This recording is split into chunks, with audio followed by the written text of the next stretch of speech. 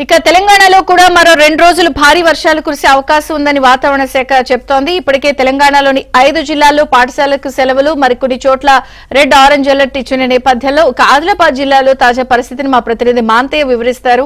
మాంతయ్య, శ్రీచంద్రిక రాత్రి నుంచి ఉమ్మడి ఆదిలాబాద్ జిల్లా వ్యాప్తంగా కూడా ఏకదాటిగా వర్షం కురుస్తుంది. ముఖ్యంగా ఆసిఫాబాద్, మంచిర్యాల జిల్లాల్లో వర్షం తీవ్రత అధికంగా ఉంది. కొమరంభీం జిల్లాలోని అనేక మండలాల్లో వాగులు, వంకలు ప్రమాదకర స్థాయిలో పొంగిపొలుతూ ఉన్నాయి. ప్రస్తుతం మనం మంచిర్యాలలోని రాళ్లవాగు వద్ద ఉన్నాం. ఎగువన కురుస్తున్న వర్షాలతో రాళ్లవాగు ప్రమాదకర స్థాయిలో పొంగిపొలుతున్న పరిస్థితి కనిపిస్తుంది. ఇది మంచిర్యాల జిల్లా కేంద్రంలో ఉంది. దీనికి సంబంధించి పూర్తి స్థాయిలో కూడా వాగు రాత్రి నుంచి కూడా పొంగిపొలుతోంది. అటువైపు రాకపోకలు కూడా పూర్తి స్థాయిలో నిలిచిపోయాయి.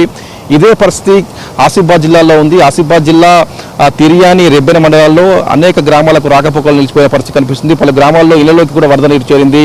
అటు దయగాం, బెజ్జూర్, కవటాల మండలంలో కూడా ఇదే పరిస్థితి ఉంది. దిందావాగు ప్రమాదకర స్థాయిలో పొంగుతోంది. అక్కడ గ్రామానికి నిన్న నుంచి కూడా బాగా ప్రపంచంతో సంబంధాలు తెగిపోయిన పరిస్థితి కనిపిస్తుంది.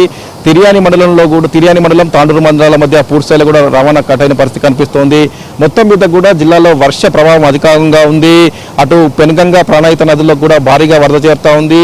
వాగులంగి పొంగిపోతున్న నేపథ్యంలో లోతట్టు కాలనీలన్నీ కూడా జలమయమయ్యాయి. అనేక గ్రామాల్లో ఇళ్లలోకి నీరు చేరింది. రెబ్బెన మండలంలో పలు ఇళ్లు కూడా కూలిపోయిన పరిస్థితి కనిపిస్తోంది. అటు జాతీయ రహదారి పక్కనే ఉన్న తాండూరు మండలం బోయపల్లిలోని కూడా గ్రామంలోకి జాతీయ రహదారిపై వరదంతా కూడా గ్రామంలోకి వెళ్ళింది. గ్రామంలోని అనేక ఇళ్లలోకి వరద చేరి ప్రజలందరూ కూడా ఇబ్బంది పడుతున్న పరిస్థితి కనిపిస్తోంది.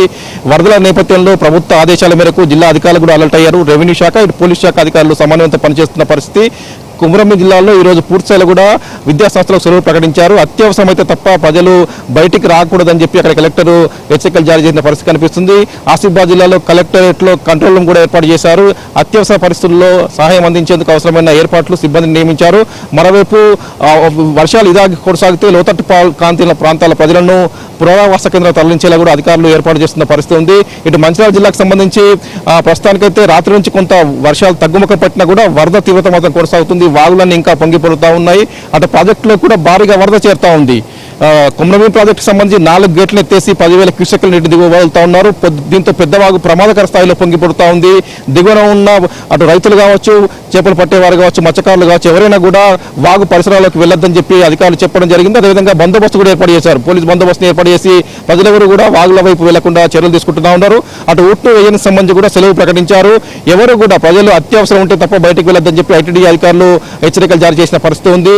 ప్రభుత్వం హెచ్చరికల నేపథ్యంలో అధికారులు కూడా అటు రెవెన్యూ, పోలీసుతో పాటు పంచాయతీరాజ్ తదితర శాఖల అధికారులు కూడా సమన్వయంతో పనిచేస్తూ ఉన్నారు.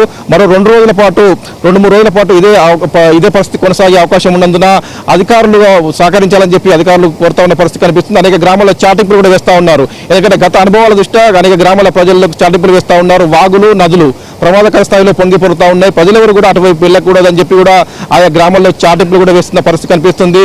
మరోవైపు జలపాతాలకు కూడా జలకల వచ్చింది. ప్రమాదకర స్థాయిలో పొంగిపడుతుంది. అక్కడికి కూడా ఎవరిని కూడా అనుమతించలేదు. పొచ్చరపాటు, కుంటాలకు కూడా పర్యాటకులు అనుమతించడం లేదు.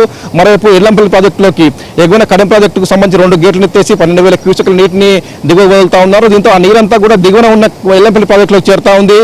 దీంతో అటు ఎల్లంపల్లి, ఇటు కడెం ప్రాజెక్టు పరివాహక ప్రాంత ప్రజలందరూ కూడా అధికారులు అలర్ట్ చేశారు. మొత్తం మీద కూడా నిన్న మొన్నటి వరకు కూడా పెద్దగా ఈసారి వర్షాలు లేవని చెప్పి ఆందోళన చెందుతున్న క్రమంలో ఒక్కసారిగా కూడా ఏకదాటిగా వర్షాలు కురుస్తుండడంతో ప్రజలు కూడా ఇబ్బందులకు గురవుతా ఉన్నారు. వర్షాలు ఇలాగే కొనసాగితే అనేక లోతట్టు ప్రాంతాల ప్రజలకు మరింత ఇబ్బందుల పాలయ్యే అవకాశం ఉంది. మరోవైపు అటు గోదావరి, ప్రాణహిత నదులకు సంబంధించి కూడా వరద కొనసాగితే పంట పొలాలు కూడా మునిగే అవకాశం ఉంది.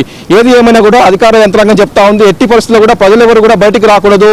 గత ప్రమాదాలు జరిగే అవకాశం దృష్ట్యా ప్రజలెవరు బయటికి రావద్దని చెప్పి అటు పోలీసు, ఇటు రెవెన్యూ అధికారులు హెచ్చరికలు జారీ చేస్తున్నారు. విజయచంద్రిక. Thank you Manthaiah.